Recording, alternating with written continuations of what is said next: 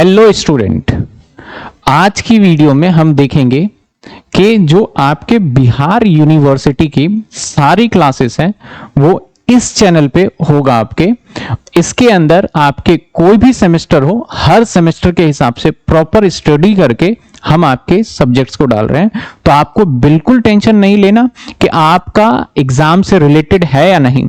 अगर किसी स्टूडेंट को, क्योंकि बिहार में बहुत सारी यूनिवर्सिटी है, किसी स्टूडेंट को लगता है कि आपके अकॉर्डिंग नहीं डल रहा है यहां, तो प्लीज आप क्या करिए, नीचे दिए गए व्हाट्सएप नंबर पे अपना जो भी पीडीएफ हो या कुछ भी शेयर करिए। डेफिनेटली हम आपके सिलेबस को उसके हिसाब से भी कस्टमाइज करेंगे।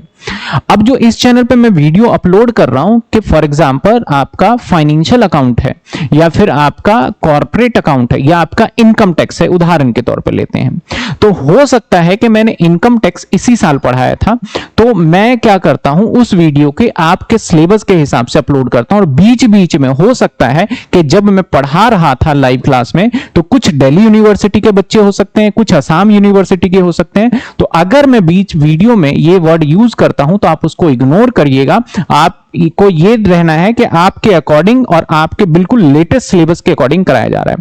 तो होपफुली आप इस बात को देखेंगे और आगे कंटिन्यू वीडियो देखेंगे। तो अब आगे अपनी स्टडी स्टार्ट करिए और ज्यादा से ज्यादा मेरी आपसे रिक्वेस्ट है, ज्यादा से ज्यादा अपने दोस्तों के साथ यूनिवर्सिटी के अंदर इस वीडियो को शेयर करिए, क्योंकि अब आपको कहीं यूट्यूब पे भटकने की जरूरत नहीं है। Thank you so much.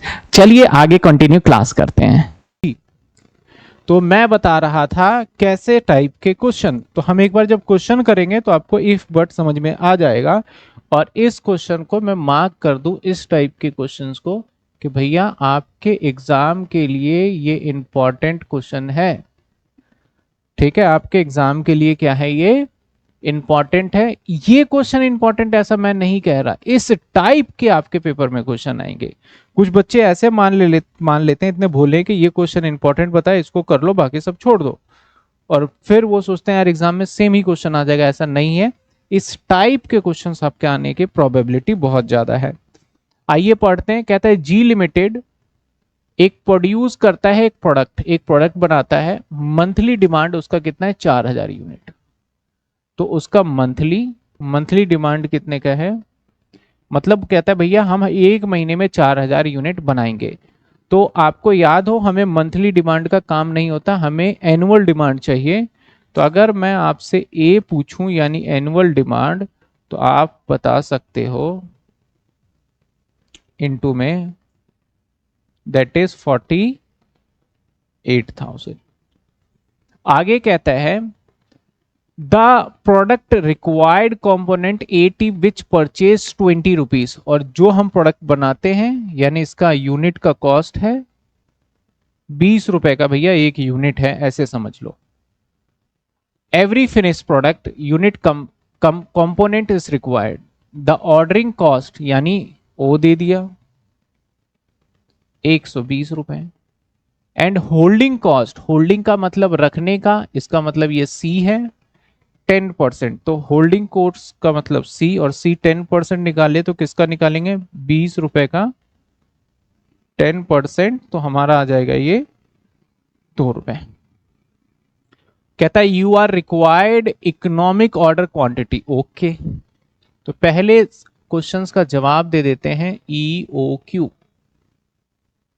Is equal to 2AO C. 2 into में 48,000 इंटू में 120 डिवाइडेड बाय 2, फिर इसका अंडर रूट। आइए निकालें क्या आता है, ये आ गया 2400। अब इसको मैं एक साथ भी करना बता दूं, देखो सिंपल, आपके पास कैलकुलेटर है, ध्यान देना कैसे करेंगे। पहले मैंने करा 2 इंटू में 48,000 इंटू, फिर साथ के साथ ही कर दो 120, फिर डिवाइड साथ के साथ कर दो 2, और डिवाइड के बाद डिवाइड प्रेस करो या इक्वल टू प्रेस करने के बाद फिर सीधा अंडर रूट कर दो, यानी आपको बार बार नहीं करना पड़ेगा। बहुत बच्चों के लिए बड़ी आसान सी चीज है, बहुत बच्चों को लगेगा हाँ ये ठीक था, क्योंकि कुछ स्टूडेंट को मैंने देखा है परसेंटेज भी कैसे निकालते हैं वो जैसे मैंने 10% निकाला तो वो करेंगे 20 इंटू में 10 डिवाइडेड बाय 100, ऐसे निकालते हैं वो। जबकि आपको सिंपली कैसे निकाल सकते हो, 20 का सीधा 10 और इनटू करके फिर परसेंटेज निकाल सकते हैं हम। ठीक है, आइए पहला आंसर हमने डन कर लिया जी। कहता है if minimum lot size of supply 4000, बोलता है अगर हम 4000 खरीदे तो what the extra cost of the company has इनकर। कहता है कि अगर हम 2400 वाली बात ना माने, ठीक है, 2400 वाली बात ना माने और हम एक बार में खरीद के आए 4000 यूनिट, यानी कहने का मतलब है ये अपने हिसाब से न्यू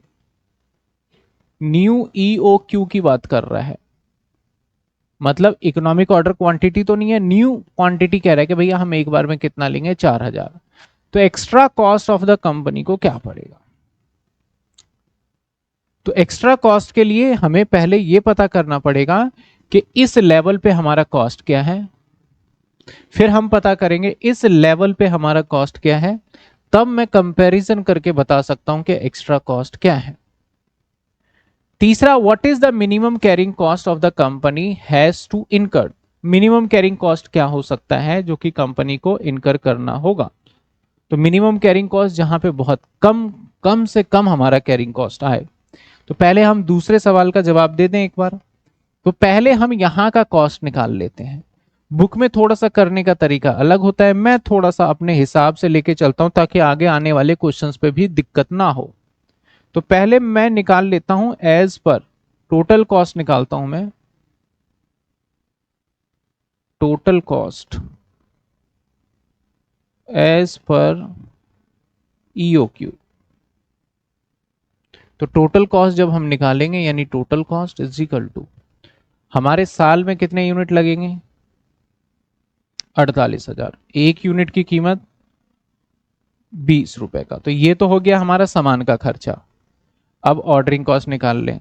हम 48,000 यूनिट, ऑर्डरिंग कॉस्ट कैसे निकालेंगे हम, 48,000 यूनिट है और एक बार में हम कितने ला रहे थे, 2400, और एक बार का खर्चा हमारा 120। ये हो गया ऑर्डरिंग कॉस्ट। मैंने पहले भी बताया है annual demand divided by EOQ into में, जो आपने देखा है, प्लस कैरिंग कॉस्ट भैया 2400 एवरेज बेसिस पे डिवाइडेड बाय 2 इनटू में 2। चलिए आइए देखा जाए तो कितने होते हैं, 96, 9,60,000, 9,60,000। अब 48,000 इंटू 120, 2400 और प्लस 2400, टोटल खर्चा आ गया हमारा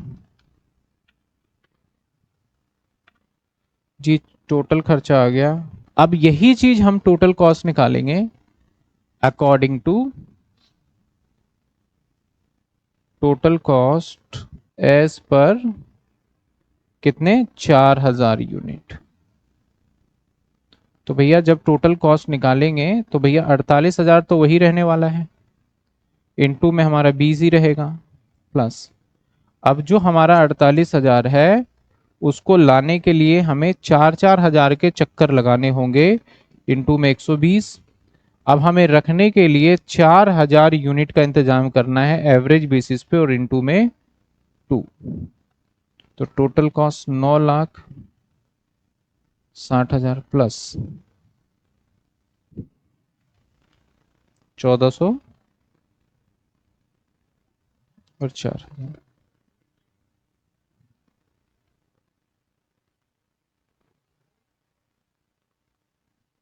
यही आ रहा है।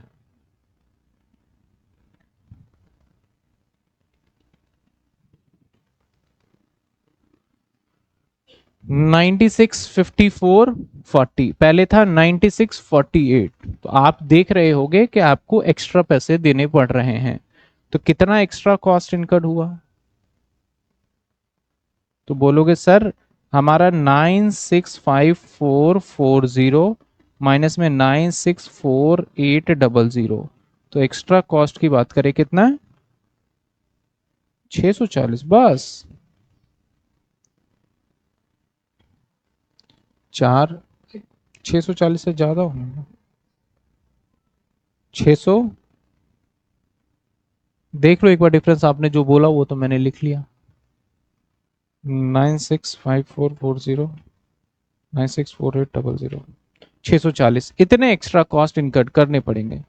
बुक वाले क्या कहते हैं, बुक वाले करते क्या है, अगर वो टोटल कॉस्ट के अंदर सिर्फ वो क्या करते हैं, ऑर्डरिंग कॉस्ट और टोटल कॉस्ट के बीच का डिफरेंस निकाल लेते हैं, तब भी आंसर आपका यही आएगा। कैसे, क्योंकि ये तो सेम ही रहा ना, 960 और 960, तो सिर्फ डिफरेंस ही आया, तो बुक वाले थोड़ा सा शॉर्ट करने के चक्कर में ये कर देते हैं। लेकिन हम ये वाला कॉन्सेप्ट तब एप्लीकेबल नहीं होता, मान लो कहता कि अगर आप 4000 यूनिट खरीदोगे तो आपको 10% का डिस्काउंट भी मिलेगा, यानी 20 रुपए वाला सामान आपको 20 का नहीं मिलेगा, 18 रुपए का मिलेगा, तब कहानी बदल जाती। इसलिए मैं इसको टोटल के वे में लेके चलता हूं। यहां तक किसी बच्चे को डाउट है तो बताइए, यहां तक हर एक स्टूडेंट को क्लियर हुआ ये 2 पॉइंट? यहां तक किसी को डाउट है तो बताइए।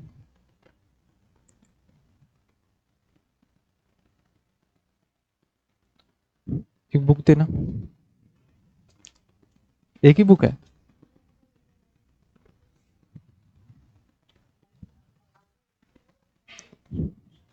यहां तक किसी स्टूडेंट को डाउट है तो बताइए, ये आपके बुक में है क्वेश्चन? क्लियर है? चलिए अगला क्वेश्चन क्या कहता है, अगला क्वेश्चन है हमारा कि the minimum carrying cost of the companies to incur. अब मिनिमम कैरिंग कॉस्ट कैसे निकाले, अब हमारे पास दो क्वांटिटी है, एक हमें कहता है कि भैया 2400 एक बार में खरीदना, और एक कहता है कि भैया एक बार में कितना खरीदना आप, 4000। तो दोनों में से जहां कम कैरिंग कॉस्ट होगा वही मिनिमम होगा। तो जब हम 2400 खरीद रहे थे तब हमारा कैरिंग कॉस्ट कितना बन रहा था, 2400 रुपए। लेकिन जैसे ही हम 4000 यूनिट खरीदने लग गए तो हमारा कैरिंग कॉस्ट कितना बनने लग गया, तो मिनिमम कॉस्ट क्या होगा हमारा कैरिंग कॉस्ट का, होगा EOQ के टाइम पे, दैट इज हमारा 2400 रुपए मिनिमम कैरिंग कॉस्ट माना जाएगा। यहां तक हर बच्चों को क्लियर है? जितने बच्चे हैं फटाफट बता दीजिए, जितने बच्चे लाइव है जल्दी जल्दी बताइए, क्या क्लियर है? और अगर वॉइस में दिक्कत हो तो वो भी बताना है भाई कि वॉइस क्लियर नहीं आ रही।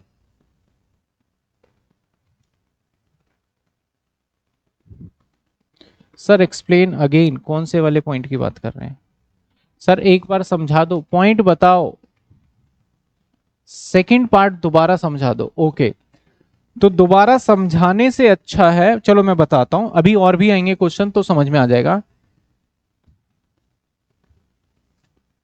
Sir please explain once more time. Third part, कुछ बच्चों का थर्ड पार्ट में डाउट है, कुछ बच्चे कह रहे हैं सर सेकंड बता दो एक बार, सेकंड बता दें।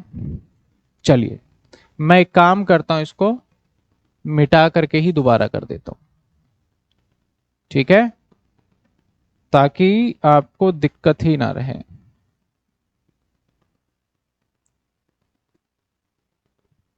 पहले हम क्वेश्चन समझ लेते हैं। क्वेश्चन क्या कहता है कि आप बताइए हमारा खर्चा जब 4000 यूनिट का क्या रहेगा, लॉट साइज। लॉट साइज का मतलब समझते हैं, एक बार में, एक बार में जब हम 4000 यूनिट को लेने के लिए जाएंगे तो what is the extra cost. तो अगर हमारा लॉट साइज 4000 का रहेगा तो हमारा कितना फालतू पैसा हमारी जेब से लग जाएगा। तो सिंपल सी बात है, हमें पहले पता करना होगा फालतू पैसा किससे। जब हम 2400 का लॉट साइज रखते हैं, ये भी तो लॉट साइज ही है, जब हम 2400 का लॉट साइज रखेंगे तब कितना पैसा लग रहा है, फिर हम देखेंगे 4000 के लॉट साइज में कितना पैसा लग रहा है, दोनों के बीच का डिफरेंस निकाल लेंगे तो वही हमारा एक्स्ट्रा कॉस्ट आएगा। टोटल कॉस्ट निकालने का फॉर्मूला क्या होता है, एनुअल डिमांड इनटू में per unit cost, per unit cost plus annual demand divided by EOQ या लॉट साइज इनटू में ordering cost plus EOQ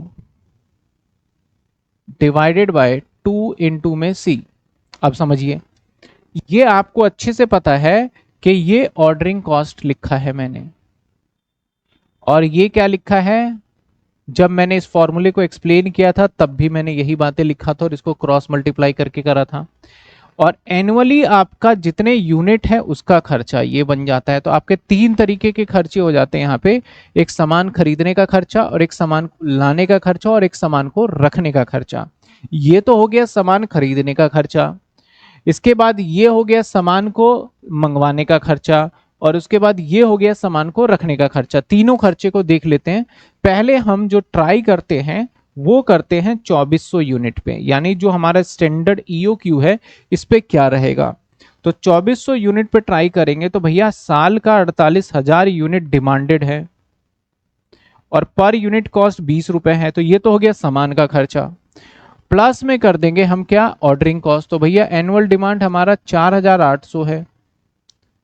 4800 sorry 48,000 unit में साल में चाहता हूं, और एक बार जाऊंगा लेने 2400। तो आपको पता चल जाएगा नंबर ऑफ ऑर्डर कितने होंगे, और उसको हम मल्टीप्लाई कर देंगे 120 से, जो कि सवाल में ही गिवन है। प्लस अगर हम वही ईओक्यू लेते हैं तो दैट इज हमारा 2400 है। डिवाइड 2 क्यों करते हैं, मैंने बताया था एवरेज बेसिस पे, और इनटू में 2 कर देंगे। तो ये टोटल अगर आप सॉल्व करते हो तो ये तो आ जाता है 9,60,000, और इसको सॉल्व करते हो तो आ जाता है 2400, और इसको भी सॉल्व करते हो तो आ जाता है 2400। तो यहाँ जो हमें रिजल्ट मिलता है 9,60,000, 9,64,800, ये आ गया। ये आ गया जब हम क्या फॉलो कर रहे हैं, अपने यूनिट को मंगवाते हैं 2400। लेकिन जैसे ही हम यूनिट को मंगवाना चालू करेंगे एक बार में 4,000, तो हमारे कुछ खर्चों पे प्रभाव पड़ेगा, और वो दो ही खर्चों पे प्रभाव पड़ेगा। एक तो होगा कि मंगवाने का खर्चा कम हो जाएगा, क्योंकि पहले मैं 2400 यूनिट भाग के जाता था लाने के लिए, तो ज्यादा बार भाग के जाना पड़ता था, तो ज्यादा पैसे लगते थे। अब जब मैं 4,000 यूनिट लेने जाऊंगा तो 2400 से ज्यादा इकट्ठा ला रहा हूं, तो कम बार जाना पड़ेगा, तो कम खर्चा होगा। तो यानी हमारा ऑर्डरिंग कॉस्ट तो रिड्यूस हो जाएगा। दूसरा, क्योंकि हम ज्यादा सामान खरीद के ला रहे हैं तो रखने का खर्चा हमारा क्या होगा, बढ़ जाएगा। तो यानी कैरिंग कॉस्ट हमारा क्या होगा, बढ़ जाएगा। तो उसी को हम फिर से सॉल्व करते हैं। तो भैया वही फॉर्मूले को अप्लाई करते हुए इस पे तो कोई प्रभाव नहीं पड़ा। 48,000 इंटू में 20, ये तो यही रहा। यहाँ पे जो हमारा था 48,000 तो यही रहेगा, लेकिन अब पहले जो डिवाइड 2400 से किया था अब हमें करना पड़ेगा 4,000, ताकि हमें ये पता चले कि कितनी बार हमें भाग के जाना है। और इंटू में हमारा रहेगा 120। प्लस यहाँ पे रखने के लिए हमें 2400 का इंतजाम करना था, अब करना होगा 400 का एवरेज बेसिस पे, और इंटू में 2। तो अगर देखा जाए तो ये आ गया 960, ये आ गया हमारा 4,8 कितने 1400, और प्लस ये आ गया हमारा 4,000।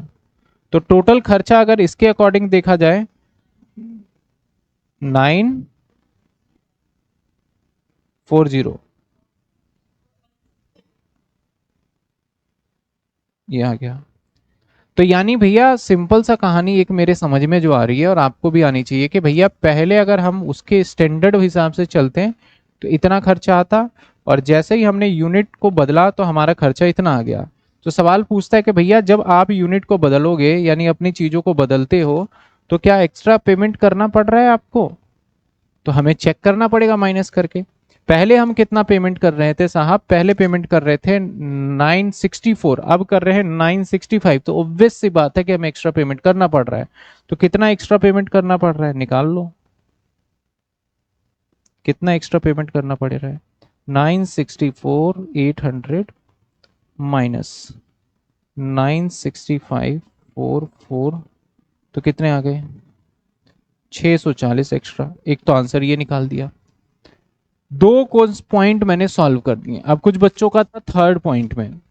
थर्ड पॉइंट कहता है कि what is the minimum carrying cost of company. Company का मिनिमम कैरिंग कॉस्ट बताइए। तो मिनिमम कैरिंग कॉस्ट तो वैसे 2 ही रुपए है, इससे नीचे क्या होगा, कम से कम तो 2 ही रुपए है। लेकिन हम अगर मिनिमम कैरिंग कॉस्ट की बात ही कर रहे हैं, तो मिनिमम का मतलब आपको ये तो बताएं कि कितने यूनिट लाओगे तो मिनिमम होगा। आपके पास 2 यूनिट पड़ा हुआ है, एक यूनिट ये पड़ा हुआ है, एक यूनिट ये पड़ा हुआ है कंपैरिजन करने के लिए। तो इन दोनों यूनिट को जब आप मंगवाते हो तो कम खर्चा कहां पड़ेगा, तो आपके पास इसी यूनिट के टाइम पे पड़ेगा। ठीक है, 4,000 पे नहीं पड़ेगा। तो हम अगर 2400 यूनिट एक बार में खरीद के लाते हैं तो उस टाइम पे 2400 यूनिट खरीद के लाते हैं तो मिनिमम हमारा रहेगा carrying cost. Sir carrying cost का फॉर्मूला क्या कहता है? E O Q divided by 2 into में सी। ईओ क्यू क्या है? डिवाइड 2 इंटू में, तो ये लो आंसर आ गया इसका। कुछ बच्चे शायद 2400 से 2400 कंफ्यूज हो रहे होंगे, तो ये 2400 कैलकुलेशन से आया। ठीक है, बताइए क्लियर है सभी स्टूडेंट को? क्लियर बताइए। हाँ जी क्लियर। चलिए अगले एक और सवाल पे चलते हैं।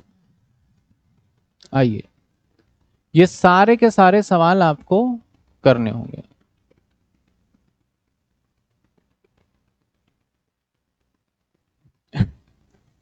कहता है JP limited manufacture of special product follow the policy EOQ economic order quantity for the आपका कंपोनेंट्स। क्या क्या कहता है? कहता है प्राइस हमारा है 200 रुपए का, ऑर्डरिंग कॉस्ट लगेगा 100 रुपए, कैरिंग कॉस्ट होगा इतने का, एनुअल डिमांड होगा हमारा 4,000। The company has offer, company कहता है कि भैया हम तुम्हें ना 2% सस्ता दे देंगे। The price of component provided, अगर आप तुम लॉट साइज ना 2000 रखो, यानी तुम ऐसे नहीं जैसे तुम सोच रहे हो ना मंगवाएंगे वैसे मत मंगवाओ, हमसे 2000 यूनिट खरीदो हम तुम्हें सस्ता देंगे, 2% का डिस्काउंट है। तो अब हम पहले ये सोचेंगे भाई तू सस्ता दे रहा है उससे क्या फर्क पड़ता है, हम देखेंगे तेरे सस्ता देने के टाइम पे टोटल कॉस्ट क्या है, और जब सस्ता नहीं ले रहा था तब टोटल कॉस्ट है। अगर टोटल कॉस्ट सस्ता देने के बाद कम पड़ता है तो भाई मैं तेरे से डिस्काउंट पे ले लूंगा एक साथ, और अगर ज्यादा पड़ता है तो ये इस तरीके से हो जाएगा। तो हम फिर से अगेन जो पीछे हमने निकाला सेम यहां पे अप्लाई करना है। तो एक तो कंप्यूट ईओक्यू करना है, advice whether the discounting offer accepted और नॉट, एक्सेप्टेड और नॉट कॉस्ट निकालने के बाद हम डिसीजन ले पाएंगे। तो सबसे पहले ईओक्यू निकालो। ईओक्यू साहब, ईओक्यू क्या है? ईओक्यू है हमारा 2AO divided by C, two multiply annual demand is 4000 into में 100 डिवाइडेड बाय 10%, तो ये भी 20 हो जाएगा। क्या हर बच्चों को समझ में आ गया है? तो कितने हो जाएंगे? हाँ, मल्टीप्लाई मल्टीप्लाई कर लिया।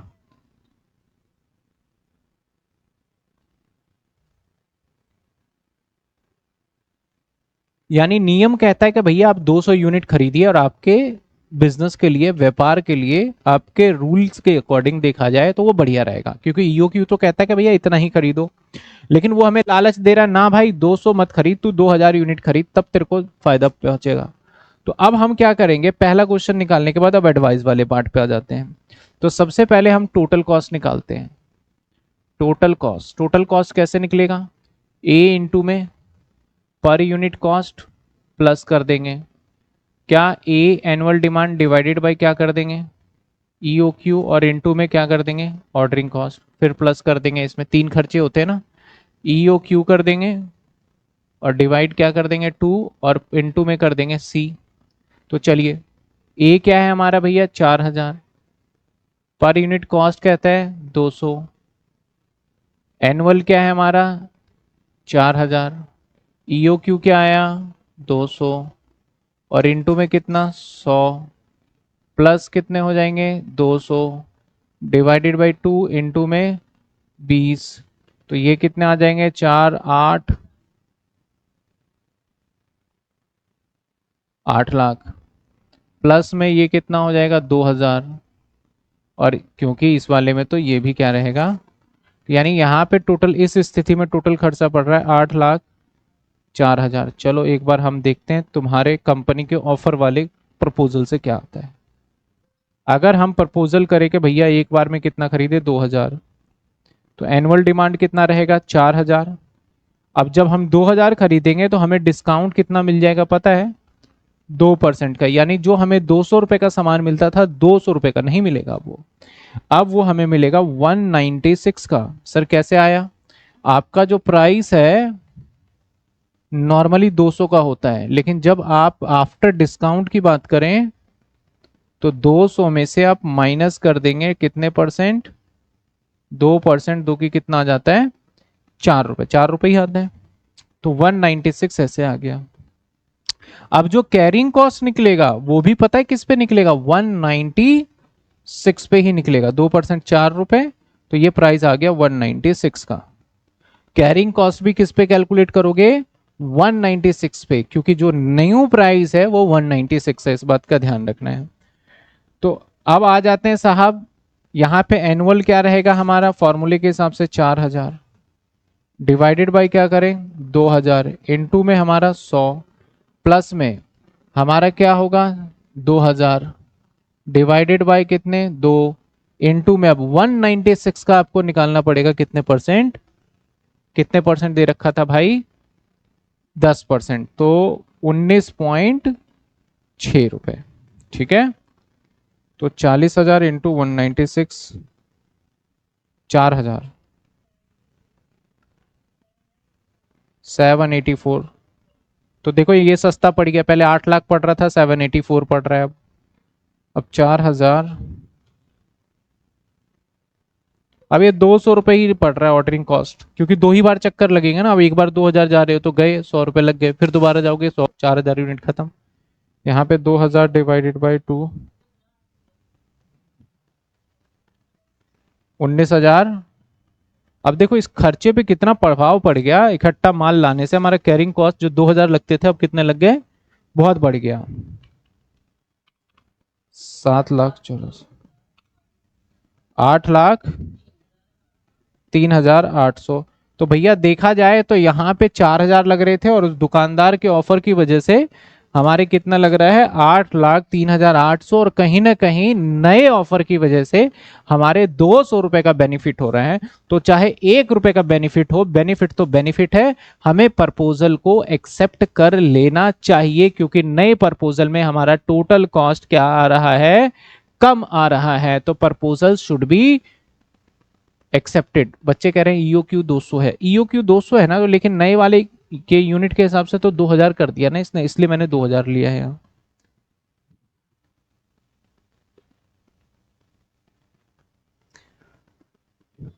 बताइए इसमें किसी को doubt, offer should be accepted. एक सेकंड, एक पॉइंट हमने यहाँ पे हमने देख लिया, ये टोटल कॉस्ट है, ध्यान रखना। मैं इसको ना काट रहा हूँ, जो क्वेश्चन मैंने कराया उसके हिसाब से इसको मैं फिर दोबारा भी कराऊंगा। ये टोटल कॉस्ट की जगह पे मैं इसको लिखना चाहता हूँ, जो मैंने ध्यान से नहीं पढ़ा इसकी जगह पे लिख रहा हूं मैं एनुअल इन्वेंट्री। ठीक है, वो टोटल कॉस्ट था, टोटल कॉस्ट का मतलब इन्वेंट्री को मल्टीप्लाई करके दे रखा था। तो मैं इस क्वेश्चन को एक बार और कराऊंगा। अभी जो आप कुछ बच्चे बुक से आंसर चेक करेंगे तो टैली नहीं होगा उनका। मैंने जो क्वेश्चंस कराया उसके बदले मैंने थोड़ा सा मॉडिफिकेशन कर दिया, ये भी एक नया क्वेश्चन बन गया और ये भी एक अच्छा क्वेश्चन बन गया आपका एक तरीके से। ठीक है, हाँ, मतलब एनुअल इन्वेंट्री हमारा 4000 है, पर एनम जो इन्वेंट्री लगेगा वो मैंने बता दिया 4000। ये यूनिट ले लो, इसके आगे यूनिट भी लिख दिया मैंने। ठीक है ना, बुक के अंदर total cost of inventory ordering per annum.